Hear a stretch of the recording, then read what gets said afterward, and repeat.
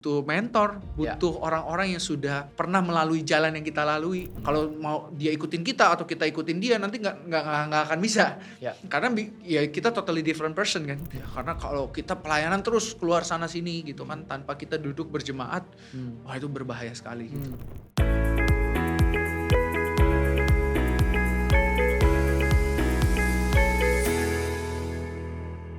Halo teman-teman semuanya, welcome to Gilgal Podcast bersama dengan aku kembali, Revi Halim. Dan hari ini kita seperti biasa, kita mau belajar dari narasumber yang luar biasa supaya kita bisa upgrade di dalam kehidupan kita, supaya nantinya kita bisa menjadi berkat yang lebih buat banyak orang. Dan hari ini kita kedatangan seorang narasumber yang luar biasa, seorang worship leader yang tentunya sudah memberkati begitu banyak gereja termasuk aku secara pribadi. Tanpa berlama-lama lagi, mari kita sambut Bro Yeshua Abraham. Halo Yeshua, how are you? Puji Tuhan, kenyang tadi habis sarapan. Habis sarapan ya? Seger, udah mandi pagi. Sarapan apa biasa? Biasanya kalau pagi tuh aku incer, wah ini kok jadi langsung bahas nutrisi gitu ya. Oh iya, ini Kalau pagi basa-basi kok, tenang. Jadi kalau pagi tuh biasanya aku langsung yang proper protein Oh. gitu. Jadi kayak dada ayam. Iya. Ada langganan. Ya, ini bukan berusaha atau wah ini kayaknya sehat banget nih. Memang lagi berusaha ya. membangun habit sehat Iya, gitu. iya, Karena yang gini, kan kadang kita suka nongkrong gitu ya, ketemu meeting sama siapa, kan kita nggak bisa kontrol menunya apa. Jadi yang aku bisa kontrol pilihanku sendiri, aku milih yang lebih sehat deh. Iya, benar Gitu. sih. Supaya nanti the whole day misalnya ada yang tiba-tiba diajak meeting ke sini, aku nggak panik karena Benar. pagi-pagi at least aku udah berusaha mencukupi protein. Iya, benar sih. Gitu. Kayak biar tubuh sehat, Yes. masa depan keluarga, pelayanan lebih baik gitu Bener, ya. langsung serius gini ya Oh iya, maksudnya. enggak, ini basa-basi ini sebenarnya, basa-basi banget ini. Iya. Iya. Oh, oke. Iya. Tapi kalau Bro Yeshua sekarang kan udah berkeluarga juga ya setahu aku kan ya. Udah anaknya ada berapa? Anak 1, kita sudah nikah 5 tahun. Istri 1 juga? Ya puji Tuhan, Puji Tuhan 1 ya. Jangan lebih. Udah nikah 5 tahun. 5 tahun. Oke. 5 tahun. Jadi 2020 menikah, 2022 punya anak. Oh, pas lagi Covid dong 2020? Atau sebelum? Pas lagi Covid. Oh, jadi pas lagi itu COVID. buat kami berkat. Ah. Karena kita ngundangin pada gak mau datang. Oh gitu ya? Ya, tapi pada ngasih angpau. Oh puji Tuhan ya, kalau gitu luar biasa ya. Ada berkatnya juga ternyata ya. Iya. Terus gimana setelah mungkin berkeluarga kayak gini, ada adaptasi apa yang menarik? Yang menarik tuh keputusan-keputusan kita harus diskusikan dulu. Gitu loh. Oke. Kalau dulu kan gak punya istri, apa-apa sendiri gitu Iya. Jadi kalau sekarang kita mau ambil keputusan ya kita diskusi sama-sama. Sekalipun itu keputusan pribadi. Iya. Kayak contoh ada undangan pelayanan atau ada sesuatu yang ingin dibeli gitu ya. Jadi kita diskusi dulu, aku mau beli ini nih, menurut kamu gimana? Iya. Kan ada statement-statement lebih baik minta maaf daripada minta izin. Oh gitu ya. Iya. Kalau saya lebih yang kayak lebih baik kita diskusikan Diskusi dulu. ya. Daripada minta maaf gak diterima Iya gitu. benar. Jadi ya kita apa-apa sekarang harus diskusi dulu. Ya kita biasakan lah ya untuk sepakat berdua. Iya. Karena memang ya puji Tuhan di dalam pernikahan ini kita punya beberapa role model yang Tuhan kasih dan juga mentor-mentor yang mengajarkan kita hal itu. Kalau udah nikah ingat udah bukan gue lu Iya. tapi kita. Jadi akhirnya di situ sih yang paling banyak penyesuaian. Gitu. Jadi dalam keseharian ya makan apa ya makan ini. Jadi itu jadi sebuah lifestyle jadinya sekarang. Iya. Gitu. Ini tadi menarik juga ya. Jadi di dalam berkeluarga pun perlu punya mentor supaya kita bisa jalin keluarga dengan baik ya. Oh iya dong. Karena kalau enggak kita nggak punya parameter kan yang kita Iya. lakukan ini bener apa enggak nih di dalam rumah tangga kita gitu. Iya. Apalagi kalau kita merasa diri kita kita baik-baik aja gitu. Padahal ternyata nggak baik-baik aja kan. Iya.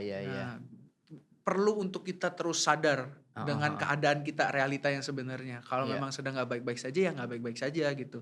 Kalau memang ada yang perlu diberesin memang harus diberesin. Jangan sampai kita jadi tutup mata dan apatis gitu ya. Ya udahlah, yang penting saya kasih uang bulanan kan kadang mikirnya gitu. Yang penting udahlah nih uang bulanan udah jalan kan. Gitu loh. Udahlah anak sekolah kan. Nah, padahal banyak hal ternyata yang runtuh, mungkin komunikasi, trust runtuh, mungkin ternyata banyak yang runtuh gitu. Tapi ketika kita punya mentor kita tuh bisa ngelihat akhirnya kok kayaknya menurut aku kalian perlu dating lagi ya gitu. Mungkin mereka bisa kasih masukan-masukan yang sederhana Iya. yang mungkin ternyata kita udah lupakan hal itu Ah. gitu kan dan ternyata itu esensi gitu. Iya iya iya iya. Soalnya kita semua mungkin punya ada sisi-sisi yang kita nih nggak lihat gitu ya berarti ya? Bener, blind spot. Itu bener banget. Makanya Iya iya. mentor itu yang tolong kita bisa buat lihat blind spot kita sih. Dan Mmm, nggak cuma blind spot, mentor itu kan bisa melihat capacity dan karunia yang Tuhan kasih juga ya. iya Ya iya. kayak Paulus lihat Timotius kan. Mhm mhm. Dia lihat karunia Timotius yang banyak orang nggak bisa lihat, yang bahkan Timotius pun nggak Heeh. lihat. Tapi ya itu, dia bisa lihat blind spot kita dan bisa lihat kapasitas kita untuk semakin grow. Iya iya iya. Gitu sih. Kalau misalnya kayak di dalam hubungan Bro Yeshua kalau komunikasi kan mungkin kadang-kadang pasti ada challenge juga ya. Pasti. Challenge-nya kalau di komunikasi biasa lebih seperti apa contohnya? Biasanya tuh istriku tuh intonasi. Oh intonasi. Nah, jadi intonasi istriku tuh dia tuh lahir dari keluarga yang memang tuh straightforward. Mhm. Jadi nggak ada basa-basi Oke. gitu. Jadi I don't care about your feeling. Pokoknya this is the truth. Ya udah, Heeh heeh. ini kebenarannya gitu. Jadi Oh. kalau misalnya aku lagi cerita apa, istriku tuh bisa yang ngomong gini, "Halah," gitu. Mmm. "Halah kamu mah sombong banget cerita kayak Heeh. gitu ya." Dia straightforward. Iya. Tapi itu bener yang dia Mmm. ngomongin. Kadang struggle-nya di situ. Iya iya. Kalau misalnya aku lagi kondisi kecapean atau lagi kondisinya lagi banyak tekanan gitu ya, Iya. entah mungkin habis ketemu orang ini jadi hektik, jadi mungkin aku kurang self control gitu. Heeh. Tiba-tiba dia ngomong yang seperti dia pada umumnya Iya, gitu, pada heeh. biasanya itu bisa bikin, "Kok kamu ngomongnya gitu sih?" Gitu loh. Oh, heeh heeh. Karena ya itu cara dia bicara aja sih. Iya Tapi iya. yang konten atau isinya selalu pasti benar dan selalu Mmm. nggak pernah kesannya memojokkan tapi enggak sebenarnya. Iya iya. Kalau aku lagi sehat nih ya, maksudnya Heeh. dalam kondisi emosi aku lagi makan kenyang, tidur Oh, cukup, heeh. lagi nggak terlalu hektik, aku bisa ngerti, bisa menangkap udang di balik bakwannya gitu bahasanya, menangkap pesan-pesan yang positif dari cara negatif yang dia Iya. sampaikan. Cuman kalau lagi kecapean ya udah jadi Iya nangkapnya iya. negatif. Walaupun habis itu ya kita berdua merenung gitu. Iya Beb, yang kamu ngomongin bener sih. Abis itu ya Mmm. dia langsung bilang, "Iya sorry tadi aku mungkin ngomongnya terlalu ini." Mmm. Ya kita struggle-nya selalu sampai detik ini di situ, Iya iya. struggle-nya. Karena itu kan udah jadi, iya Habits. udah jadi habits ya. Jadi Mmm. kadang di dalam hubungan itu kita nggak bisa nuntut perubahan sih. Iya. Cuman yang bisa kita lakukan ya kita berusaha belajar saling ketemu di titik tengah. Di Mmm. mana kapasitas dia yang paling bisa di-stretch dan di mana toleransi kita yang paling bisa kita stretch ya Iya ketemu iya. di situ gitu. Mmm. Kalau mau dia ikutin kita atau kita ikutin dia nanti nggak akan bisa. Iya. Karena ya kita totally different person kan. Kayak aku Mmm. sama Bro Revi aja Iya. kita sama-sama cowok pasti juga punya Iya. perbedaan yang lumayan signifikan lah gitu, kontras. Gitu sih. Berarti kuncinya saling mengerti ya sebenarnya Bener. ya. Ya kalau mungkin lebih ke Alkitabnya rendah hati ya. Rendah hati Gitu. ya. Benar benar. Kerendahan hati emang perlu Iya banget sih. iya, rendah hati. Itu kan kalau sama pasangan ya, sama Mhm, istri. mhm. Kalau sama anak gimana? Kan mungkin ada tantangan berbeda lagi ya kalau sama anak ya? Iya, kalau sama anak ini memang kita butuh hikmat sih. Karena kalau perjalanan saya kan kita hidup di era yang dimana tuh banyak content creator mereka tuh menyuarakan ya tentang healthy parenting Iya gitu. iya. Kayak soft spoken gitu ya. Iya iya, sekarang. Ya kan gak boleh kasar. Sedangkan kita grow itu di dalam era yang kalau kita bandel tuh ya dimarahin. Mhm. Bener-bener kamu kok bodoh sekali. Kayak ada kata-kata itulah. Dipukul gitu. Tapi ya kita tetap grow jadi anak yang baik ya. Walaupun ada statement-statement biar itu stop di kita. Tidak kita teruskan ke anak kita. Tapi kalau kita terlalu loose juga, yang saya lihat anak ini bisa jadi anak yang terlalu cuek ya. Dan Iya. jadi gak punya disiplin, jadi gak Mmm. punya manner. Dan butuh hikmat sih gimana caranya biar bisa tegas tapi tidak menjadikan pelampiasan emosi gitu. Mmm. Kita memang tegas karena memang perlu ditegasin. Iya Kita memang keras karena memang perlu dikerasin bukan karena dia nyebelin kita kerasin dia itu iya. kan salah ya. Tapi kita memang dengan tendensi bahwa supaya kamu nih bertumbuh jadi anak yang baik gitu. Iya Supaya iya. kamu bertumbuh jadi manusia yang baik. Nah, Mmm. tapi butuh hikmat. Makanya Hikmat saya ya? bingung ya kalau orang bisa besarin anak tanpa doa itu aneh. Mmm. Gitu. Karena memang kita butuh doa, butuh lagi-lagi butuh mentor, Iya. butuh orang-orang yang sudah pernah melalui jalan yang kita lalui Iya supaya iya. kita lihat oh ternyata beban ini kita nggak tanggung sendiri. Mmm. Struggle ini juga dialami sama mentor kita dan mereka menang, berarti kita juga bisa menang gitu ya. Iya. Nah itu hal-hal itu yang bikin kita jadi punya pengharapan juga sih ya. Iya. Gitu sih Wah, Pastor. aku suka banget tuh tadi statementnya. Tegasnya tuh harus ada purpose yang benar ya, bukan pelampiasan emosi tapi untuk kebaikan dia ya. Iya, makanya memang yang dituntut adalah kita punya EQ yang bagus juga ya sebagai Iya, orang tua ya. Tapi kan ya nggak semua orang bisa sampai di titik itu ya. Makanya saya bilang perlu Tuhan. Iya, Karena cuma benar. Tuhan yang bisa mampuin. Iya. Punya self control, bisa tetap melihat anak itu sebagai satu pribadi yang memang Tuhan titipkan untuk kita bina Ya. supaya jadi manusia sesuai dengan kehendak Tuhan. Iya. Itu kan nggak bisa dengan akal manusia ya. Benar. Tapi kalau dia udah nyebelin kita udah lihat jadi objek gitu. Udah pengen Benar. kita banting mungkin. Banding Serius. WWE gitu ya. Udah pengen kita banting gitu. Tapi cuma niat Roh Kudus yang tolong kita bisa lihat, ini anak butuh dituntut. Iya. Ya kan? Iya. Itu sih memang the art of parenting ini unik. Iya. Benar sih, kayak mungkin keluarga, hubungan dan kehidupan semua kan kita butuh Tuhan ya. Iya. Kalau Bro Yeshua sendiri kan mungkin kita tahu nih suka worship leader di berbagai macam gereja. Tapi kalau gereja lokalnya sendiri, Bro Yeshua sebenarnya di gereja lokal mana? Namanya itu Gereja Pantekosta Karismatik di Indonesia. Oke. GPKDI. GPKDI. Ya, kalau Inggrisnya GPKDI. Wih, keren. Di daerah mana berarti? Di Jelambar. Oke. Jadi kita sinode sendiri pada 40 tahun yang lalu under GPDI. Tapi akhirnya bikin sinode sendiri dan cabangnya saya yang di Jelambar. Kalau ada sub cabangnya itu namanya Blessing Community Center, BCC Jelambar. Jadi kadang kalau orang bingung kayak di mana, di BCC Jelambar. Oke. Udah dari berapa lama berarti di sana? Papaku kebetulan menggembalai under payung organisasi itu. Oke. Ya, jadi memang papa diutus sama gereja ini juga, organisasi GPKD ini juga untuk melayani di Pontianak. Dan istriku dari sekolah minggu di sana. Papa mertua dari bertobat juga di sana. Oh gitu ya? Jadi it's been a long journey lah sama gereja ini. Wow, luar biasa banget. Tapi yang unik nih aku juga mau cerita di sini bahwa aku tuh sempat berapa kali mau pindah gereja. Karena ada isu antara aku dengan pemimpinku. Oke. Gitu. Jadi pada waktu itu tuh aku merasa bahwa pemimpinku ini sangat manipulatif, youth pastorku. Sampai akhirnya aku sangat jaga jarak, aku pasang boundaries. Gitu. Aku pasang boundaries dan aku jadi gak bisa menilai dengan sehat ya. Karena aku punya personal issue yang gak aku kelarin kan. Komunikasiku gak aku kelarin dengan leaderku. Nah sampai di titik dimana istriku sampai bilang, kamu harus beresin gitu. Tapi aku kayak enggak lah, gak mungkin bisa, gak mungkin berubah. Aku udah mengasumsikan tanpa komunikasi. Dan di titik itu jadinya aku menolak untuk bergereja lokal. Ada momen itu. Sekitar dari 2017 sampai 2000, lumayan lama ya. Kayak aku gereja lokalnya kadang ada kadang enggak. Aku gak komit gitu untuk datang gitu ya. Tapi ya istriku tetap bergereja di sana. Aku tetap pelayanan. Cuman gak berjemaat gitu. Tapi kalau ditanya di mana ya di situ gerejanya. Komselnya pun banyak sebulan sekali, 2 bulan sekali. Dan sampai waktu itu aku di 2024,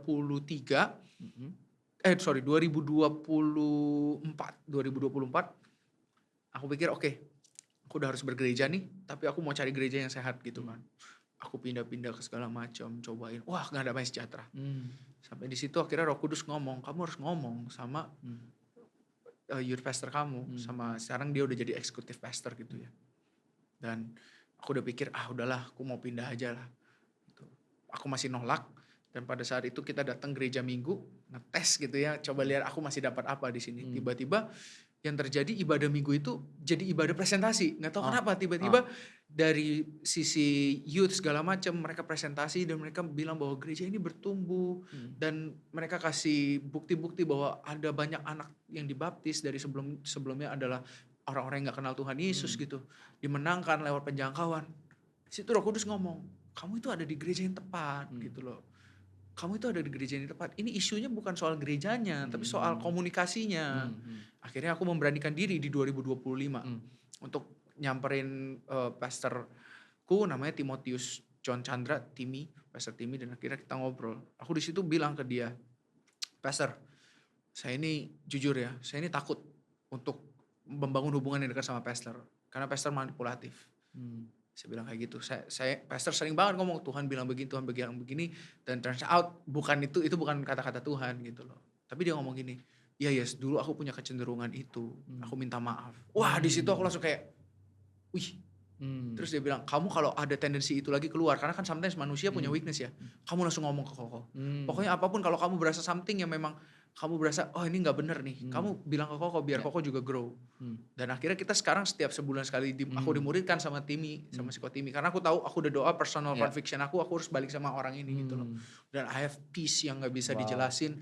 Dan sekarang aku minimal sebulan itu 2 kali ya, minimal pasti bergereja sama anak istri gitu, pasti hadir di gereja lokal gitu. Dan ya aku bersyukur lah ini semua terjadi juga karena Tuhan tempatkan juga orang-orang. Aku suka ngajakin kayak Ko Jeff ngobrol gitu, Ko Jeffrey Rahmat, tanya gimana menurut Ko Jeff, dan salah satu hal yang dia bilang adalah kamu harus bergereja lokal. Ya karena kalau kita pelayanan terus keluar sana sini gitu kan tanpa kita duduk berjemaat, wah itu berbahaya sekali gitu loh. Dan yang gak sehat adalah untuk anak kita juga. Anak kita nanti pikir, wah kok hari Minggu harusnya kita family time bergereja, kok papa gak ada terus gitu.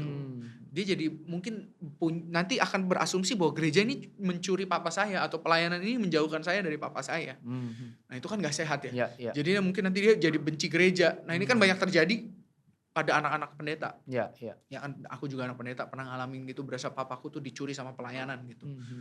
Ya tapi akhirnya ya disitulah Tuhan kasih keberanian untuk merendahkan hati, komunikasi, dan aku bersyukur juga Tuhan bekerja juga di hati pastorku juga, ternyata dia juga bertumbuh, karena ya kita selalu pasti di dalam Kristus terus bertumbuh ya, gak akan jadi manusia lama terus, dan kita punya hubungan yang baik sekarang, dan aku punya gereja yang sehat sekarang. I'm so grateful lah, jadi sangat bersyukur.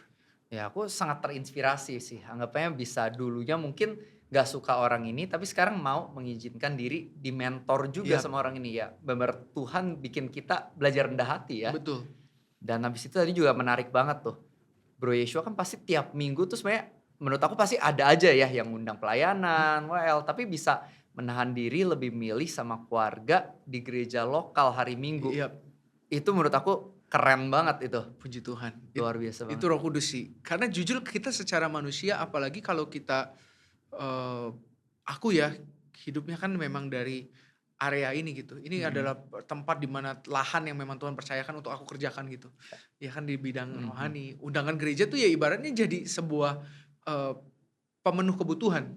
Ya, bisa dibilang seperti itu. Jadi untuk bisa menahan diri nolak undangan tuh aduh butuh Not Roh easy Kudus. ya. Iya, itu butuh Roh Kudus sih, gak bisa sih. Iya. Jadi semua ya karena Tuhan, puji Tuhan. Berarti itu kan mungkin butuh proses atau tiba-tiba langsung bisa cut langsung, sorry nggak bisa, atau butuh proses tuh untuk bisa akhirnya say no tadi 2 minggu dalam sebulan ya? Iya itu minimal ya, 2 minggu dalam sebulan. Kalau ya proses ya sampai akhirnya ngerti bahwa hidup kita ini bukan di tangan undangan, bukan di tangan kita, hidup kita ini segala sesuatu yang kita perlukan ini disuplainya ya memang dari Tuhan gitu. Iya. Dan disitulah Tuhan ajarin buat obey. Kalau memang semua dari Tuhan kan harusnya apa yang jadi maunya Tuhan aja ya. Bukan apa yang kita pandang baik, bukan apa yang kita pandang akan lebih menghasilkan gitu. Tapi memang ya udah kalau memang kita udah yakin, kita doakan ini memang langkah yang harus kita ambil, walaupun terkadang terlihat seperti mengorbankan jadwal. Ternyata di situ Tuhan berikan kecukupan juga kok. Jadi mungkin menolak pelayanan, tapi sebenarnya ada pelayanan yang lebih besar, yaitu pelayanan untuk keluarga ya.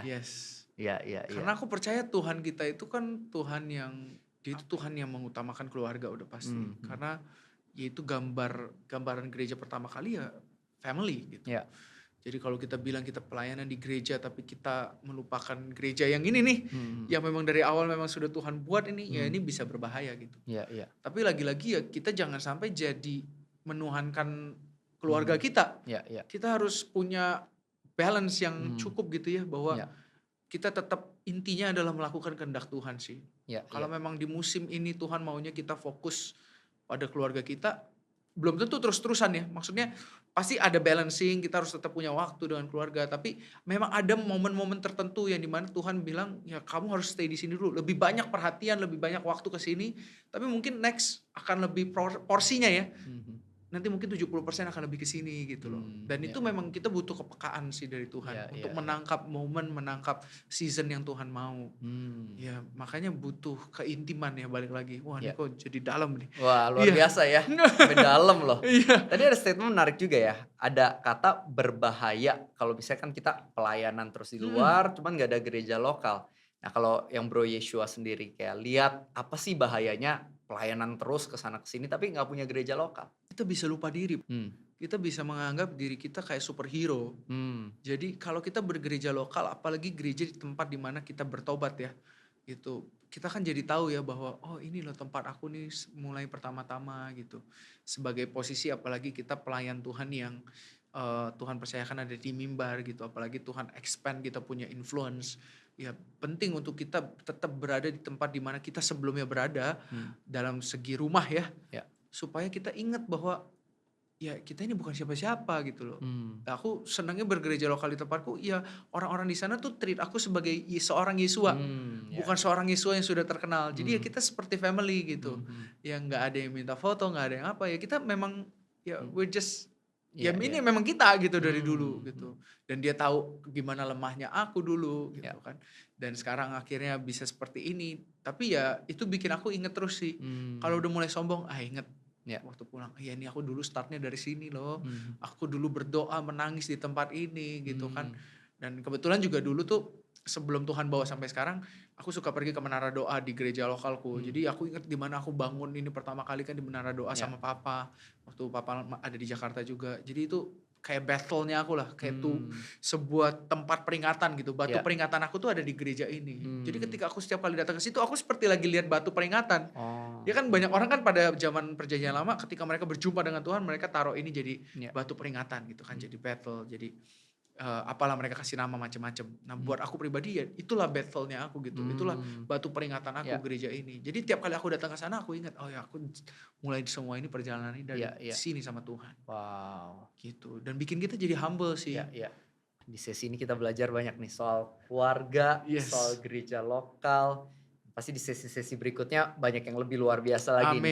Amin. Kalau dari Bro Yeshua nih sebelum kita tutup di sesi ini ya, kita kan bahas banyak soal keluarga dan juga gereja lokal.